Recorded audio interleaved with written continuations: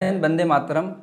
आज एक बार फिर से हम साक्षात्कार लेके आए हैं और एक साथ दोनों बंदों का साक्षात्कार है। जो भी गलतियां होंगी हम लोग बाद में डिस्कस करेंगे और बाद में उसको सही सही जानकारी और सही सही इंटरव्यू को हम लोग करेंगे। पहले आप लोग देखिए ये पूरा इंटरव्यू, और जितने भी इंटरव्यू बुंदेलखंड अकेडमी से आते हैं ये बड़े ही महत्वपूर्ण हैं आप लोगों के लिए, साक्षात्कार के लिए। महाराज तो अच्छा महाराज, आप कहाँ से आए हैं? जी मैं सीतामढ़ी से आया हूँ श्रीमान जी। सीतामढ़ी बिहार? Yes yes. अच्छा, बिहार के मुख्यमंत्री कौन है महाराज अभी? अभी तो नीतीश कुमार जी है। नीतीश कुमार जी। उप मुख्यमंत्री सुशील कुमार मोदी। अच्छा, किस जिले से आते हैं महाराज? सीतामढ़ी डिस्ट्रिक्ट से। सीतामढ़ी डिस्ट्रिक्ट से। अच्छा, वहाँ के अभी कलेक्टर साहब कौन है? अभी आप नए आए हैं, अभी जस्ट नए आए हैं। अच्छा, नए आए हैं अभी, अभी नाम पता नहीं आपको? जी जी जी। अच्छा, ये बताओ महाराज, आपको धर्म शिक्षक बनने की प्रेरणा कहाँ से मिली और धर्म शिक्षक में ही क्यों भर्ती होना चाहते हो? श्रीमान जी, मैं धर्म शिक्षक में इसलिए आना चाहता हूँ क्योंकि हमारा काम ही शुरू से है यज्ञ अनुष्ठान कराना।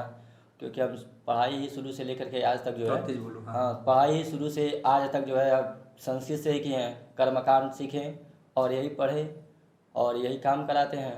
तो इसके अलावा हमारे पास कोई और भी डिग्री भी नहीं है और कोई ज्ञान भी नहीं है। अच्छा। तो और हम लोगों के जो है सबसे अब भगवान से जुड़ने के लिए जो है ये हमको लगता है कि इसमें सर्विस भी हो सकता है और देश की रक्षा भी हो सकती है और अपना भी हो सकता है।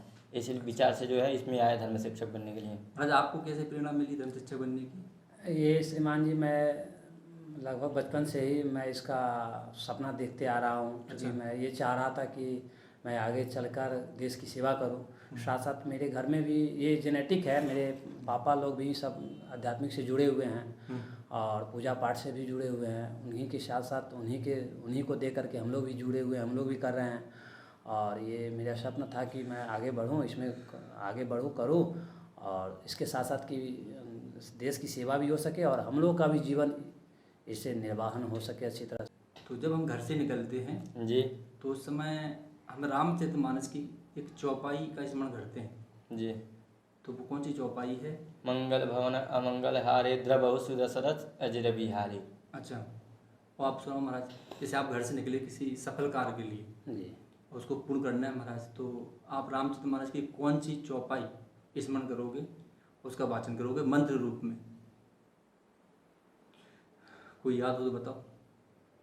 वैसे तो अच्छा, एक सुंदर कांड की चौपाई है अगर आपको स्मरण हो, जहाँ तक मैंने देखा है कि सभी वही उसी का महाराज चिंतन करते हैं। जी, याद है? प्रविष्ट नगर सब कीजिए काजा, हृदय राखी को सुरपुर राजा। कौन से अभिनय को प्रस्तुत करती है? जी श्रीमान जी। अच्छा, जब हनुमान जी महाराज जब लंका जा रहे थे जी तो उनको कौन कौन सी राक्षसनियाँ मिली थी महाराज, नाम बताइए। सबसे पहले तो समुद्र में उनको छाया मिली थी सबसे पहले समुद्र में। अच्छा। और जिसको उन्होंने अपने बल से, अपने बुद्धि से उनसे सामना किया और आगे बढ़ा। इसके अलावा उसके बाद जब लंका के द्वार पर पहुँचे उससे पहले वो राक्षसनी थी, वो उसका नाम था सुरसा जी। यस यस श्रीमान जी, सुरसा थी। ठीक है। और तो उनसे भी उन्होंने मतलब सामना किया। और वैसे सुरसा से तो कुछ देर इनसे मतलब हनुमान जी महाराज से और सुरसा से दोनों से थोड़ा साथ भी हुई थोड़ी। अच्छा, और कोई मिला था इनके अलावा? लंकेशनी वगैरह सब कुछ? जी, लंकेशनी मिली थी। लंकेशनी तो वहाँ सबसे लास्ट में मिली थी वही लंकेशनी। तो ये चौपाई वहीं की है ये घटना जी। उस पर थोड़ा लंबा समय हो जाएगा जाएंगे तो। जी। अच्छा। अच्छा, जाकी रही भावना जैसी प्रभु मूरत देखी तीन तैसी। ठीक है। तो ये चौपाई कौन से खंड की है हमारा? ये बालकांड के हैं। जी श्रीमान जी। बालकांड की है। तो ये कौन सी घटना को चित्रार्थ करती है? ये कहती है कि जैसे भगवान राम जी जो है छोटे थे तो खेलते थे तो बहुत लोग गोद में उठा लेते थे। तो उनसे कई लोग भावना से करते थे कि जबकि प्रभु को जो है कुछ लोग जो है भगवान मानते थे, कुछ लोग जो है बालक के रूप में मानते थे। तो इस चौपाई का वर्णन कितनी बार आया रामायण में? एक बार या दो बार? एक बार लगभग है। जब मिथिला यात्रा पर थे तो मिथिला में भी इस चौपाई का वर्णन किया? दो बार हुई है। कि भगवान को जिसने जिस मति से देखा जी तो भगवान उसको उसी मति में उसी दृश्य में नजर आए महाराज, जी इसकी जैसी भावना थी जी कि वहाँ का वर्णन है महाराज। ठीक है, एक प्रश्न मैं आपसे पूछ रहा हूँ महाराज, कर्मकांड तो चलो आपका विषय होगा क्योंकि कर्मकांड आपका एक विषय है। एक प्रश्न पूछ रहा हूँ सबसे पहले आपसे कि आपकी एक बेटी है और वो मॉडलिंग करना चाहती है, आप ब्राह्मण हो जी और उसकी इच्छा है कि मैं विश्व सुंदरी बनूँ जी या मिस इंडिया बनूँ, तो जी। क्या आप उसको इजाज़त दोगे महाराज? उसकी इच्छा है तो उसको कहाँ रोक सकते हैं। वो लेकिन तो- कि आप इच्छा उसको आज्ञा दोगे, परमिशन दोगे महाराज? श्रीमान जी, वो मैं जब उसकी अगर इच्छा होगी इसमें जाने का, तो किसी का भी जो इच्छा होता है अगर उसमें अगर उसको सपोर्ट करते हैं तो वह बहुत जल्दी उस जगह पे पहुंच जाता है। लेकिन महाराज ऐसे और थोड़ी उस स्थिति को देखते हुए उसकी जहाँ जो स्थिति है वो तो अभी बच्ची है और हम तो बड़े हैं, हमारे पास तो ऐसा समझ है, तो उसकी समझ में और अपनी समझ में थोड़ा देखते हुए नहीं, मैं ऐसे अनुभव पूछ रहा हूँ, आप उसको आज्ञा दोगे, परमिशन दोगे इस विभाग में काम करने का, इस फील्ड में काम करने का, मॉडलिंग के क्षेत्र में जाने दोगे ना उसको? जी जी जी तो जाने महाराज जैसे आप ब्राह्मण हो जी और हमारा देश संस्कृति प्रधान देश है, जी वैसे अगर हम मॉडलिंग का क्षेत्र देखें तो उसमें अश्लीलता बहुत है। जी जी आप बहुत सुंदर हो, आप बहुत योग्य हो, लेकिन उसमें आपको अश्लीलता से ही देखा जाएगा, उसमें आपको प्रतिष्ठा से नहीं देखा जाएगा। जी आप उसमें लोगों को, आपको प्रसन्नता तो मिल जाएगी महाराज, जी लेकिन प्रतिष्ठा नहीं मिलेगी, जी। तो तब भी क्या आप भेजना चाहोगे महाराज? ऐसे अनु महाराज बोलो। कोई बात नहीं, जी। ठीक है, इस पर हम चर्चा बाद में करेंगे। अच्छा, आपका गोत्र कौन सा है महाराज? गर्ग गोत्र। कौन सा गोत्र है? गर्ग गोत्र। अच्छा, गर्ग गोत्र है जी, गर्ग गोत्र। अच्छा, इसके जी। ऋषि कौन है महाराज? इसके ऋषि भी है कश्यप ऋषि हैं। अच्छा, कुलदेवता कौन है आपके? कुल देवता है शिव जी। शिव जी हैं कुलदेवता। जी। आपका गोत्र कौन सा है? काश्यप गोत्र है, अच्छा, आपके ऋषि कौन है? बृहस्पति काश्यप। अच्छा, मनुष्य का परम धर्म क्या है महाराज? मनुष्य का परम धर्म अपने कर्तव्यों का पालन करना। अच्छा, आपके अनुसार महाराज आप धर्म को किस प्रकार देखते हो? धर्म को गुरुदेव, धर्म के साधन क्या क्या है बताइए। यह है कि जैसे हम किसी जिस मार्ग पे चल रहे हैं, चले हुए मार्ग से किसी दूसरे व्यक्ति को किसी प्रकार का कोई कष्ट ना हो और अपने भी जो कार्य हैं वो पूर्ति हो जाए, पूर्ण हो जाए और दूसरे को किसी को कष्ट ना हो, तो यही है। ठीक है, कोई बात नहीं, थोड़ा सा अभ्यास करना है। जी। आचारो परमो धर्मा। आचार्य परम।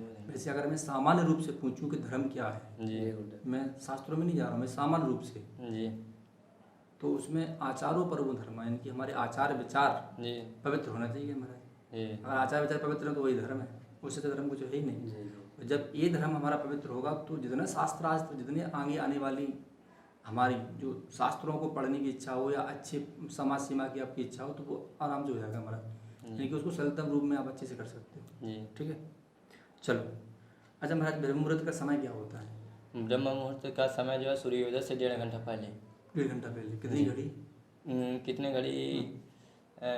ब्रह्म मुहूर्त से 1.5 घंटा यानी 4 2 6 घड़ी। 6 घड़ी की 4 घड़ी? आपको क्या लगता है 6 घड़ी सही है कि 4 घड़ी सही है? बोलिए महाराज। 4 घड़ी हमने सुना है।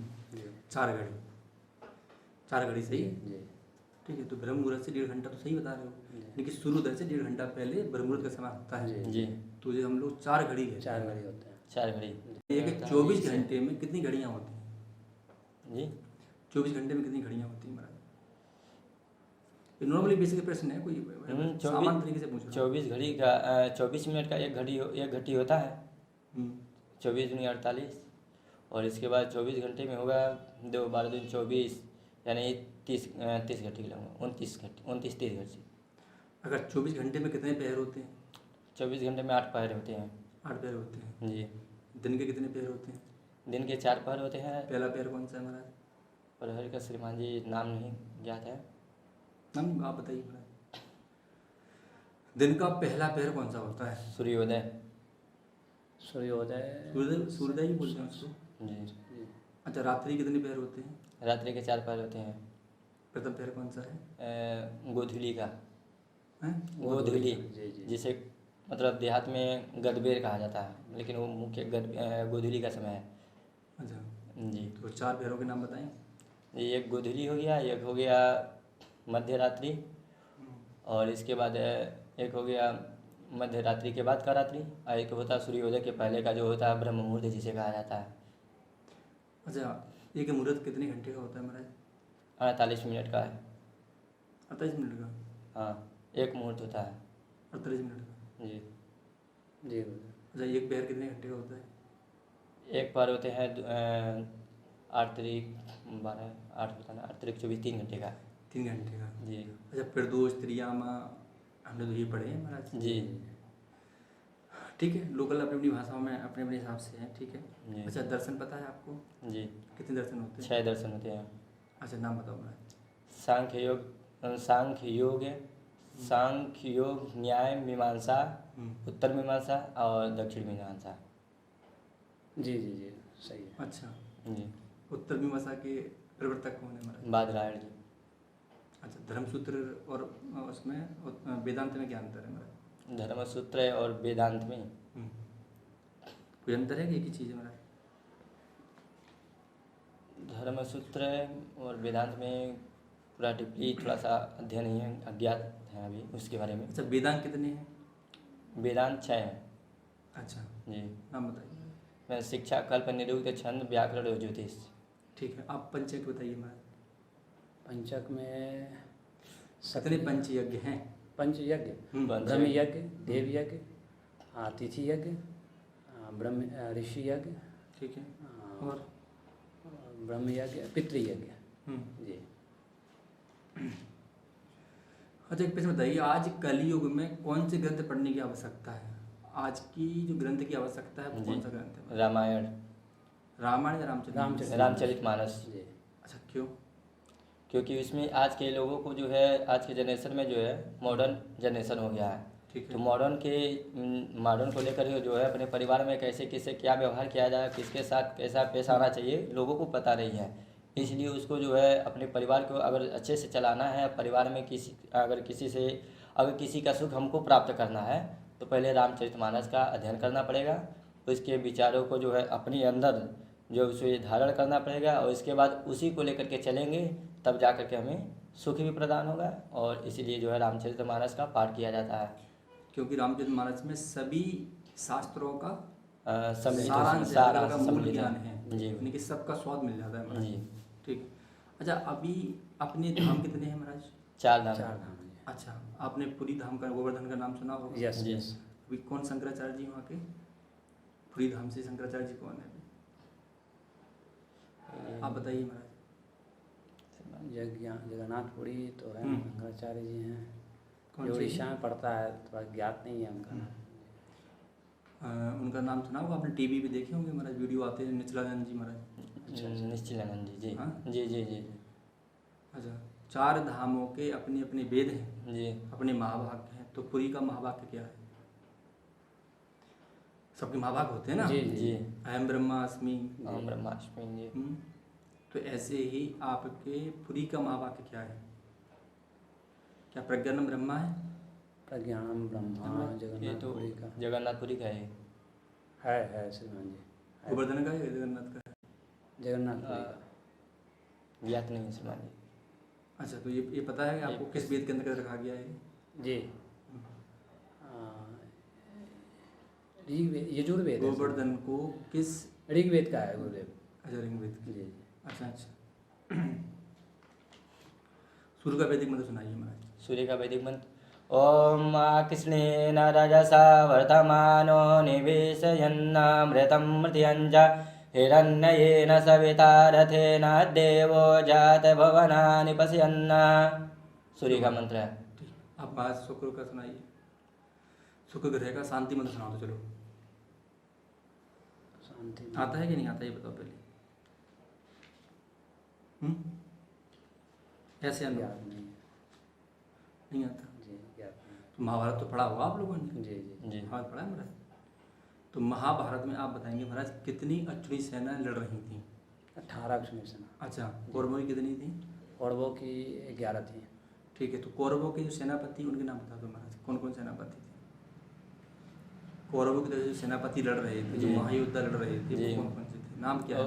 भीष्म, भीष्म पितामह जी, और इसके बाद द्रोणाचार्य, इसके बाद कर्ण थे, और इसके बाद दुर्योधन, और इसके बाद इसमें शकुनी भी थे। जी 20 थे। जी तो भीष्म 20 में कितने दिन तक युद्ध लड़ते रहे? भीष्म में 10 दिन तक युद्ध लड़े हैं।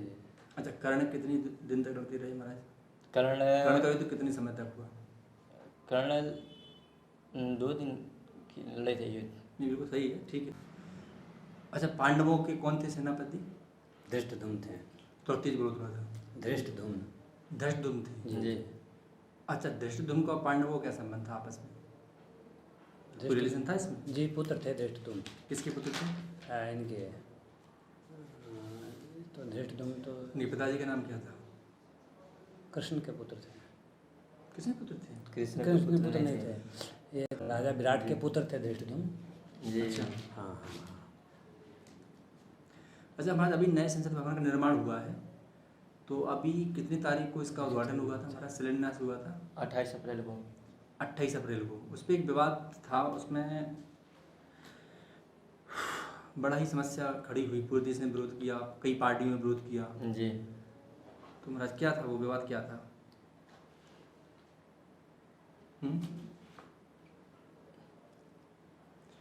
किस पर विवाद था? सेंगोल पर था? अभी नए संसद भवन का निर्माण हुआ है, उसमें सेंगोल पर विवाद था। तो सेंगोल किसका प्रतीक होता है? सेंगोल ज्ञात नहीं है सर। क्या थोड़ा तेज बोलो थोड़ा सा आप। ज्ञात नहीं है। अच्छा। थोड़ा सा इसके बारे में। जी अच्छा, संसद भवन का जो निर्माण किया है वो कौन सी कंपनी ने किया है हमारा? टाटा। टाटा कंपनी ने। जी अच्छा, इसका प्रोजेक्ट का नाम क्या था? क्या नाम था इसका प्रोजेक्ट का? ज्ञात नहीं सर। सेंटर विस्टा करके कुछ था, पुनर्वास, सेंटर विस्टा पुनर्वास योजना, जी ऐसा कुछ था महाराज। अच्छा, गंडमूल क्षेत्र बताइए महाराज, कौन कौन से हैं? गंडमूल 6 नक्षत्र गंडमूल हैं। क्षेत्र कौन कौन से हैं? 6 नक्षत्र हैं। अश्विनी अश्लेषा माघा ज्येष्ठा मूल रेवती। हाँ बताओ। अश्विनी अश्लेषा ज्येष्ठा, अश्विनी अश्लेषा ज्येष्ठा मूल रेवती। थोड़ा तेज बोलो। विवाह के नक्षत्र बताओ महाराज। जी विवाह के नक्षत्र बताओ। विवाह के 11 नक्षत्र हैं। कौन कौन से? रोहिणी, तीनों उत्तरा, मृगशिरा, मघा, रेवती और मूल आद्रा। अच्छा। जी अभी लव जिहाद का मुद्दा बहुत जहाँ चल रहा है देश में, आप इसको किस प्रकार देखते हैं? लव जिहाद के मुद्दे को जी आप इसको कैसे, इस विषय को कैसे रखोगे? लव जिहाद का देखिए, वो लोग मतलब ऐसे पार्टीशन हो गया ना, इसीलिए सोल्व होता है। नहीं तो हम लोग तो है भारत में जो भी रहते हैं, सबको सब ही हिंदू हैं। हिंदू 2 चीज़ से मिला है, और से हिंदू मुँह से हो गया मुसलमान, और हिंदू मुसलमान दोनों मिल करके कोई मिले हैं तो उसका नाम दिया गया हिंदू।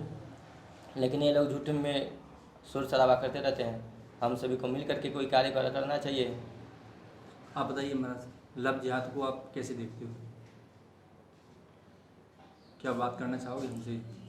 लव जिहाद के बारे में है ऐसा श्रीमान जी कि वैसे तो दोनों का धर्म, हिंदू और मुस्लिम दोनों का धर्म, सब अपना अपना धर्म है। क्या आपको लगता है कि हिंदू का मुस्लिम जी पंथ में जी विवाह करना उचित है? हिंदू और मुस्लिम में विवाह करना नहीं सर। जी नहीं, हो सकता है? नहीं हो सकता। क्या दुष्प्रभाव हो सकते हैं? दुष्प्रभाव यह होता है कि जैसे ये कहा गया कि स्वधर्मे निधनो श्रेयम परधर्मो भयावह, यानी अपने धर्म में मरना ही ठीक है, दूसरे के धर्म का विचार करने से अच्छा। विचार करने से अच्छा कि हम अपने धर्म में रहें, सबसे अच्छा रहेगा। आप पूर्णाहुति मंत्र सुनाइए। हवन किया रहा है? जी एक मिनट, आपसे बात कर रहा हूँ महाराज। जी हवन कैसे करेंगे बताइए? हवन के अच्छा, लिए हवन और यज्ञ में अंतर क्या है? यज्ञ अनुष्ठान किसी कार्य के लिए संकल्पित होकर के किया जाता है उसको, और उसके बाद जो उसका जो हवन होता है उसमें आहुति दी जाती है, जो यजमान होते हैं उनके द्वारा पड़ती है उस पर। तो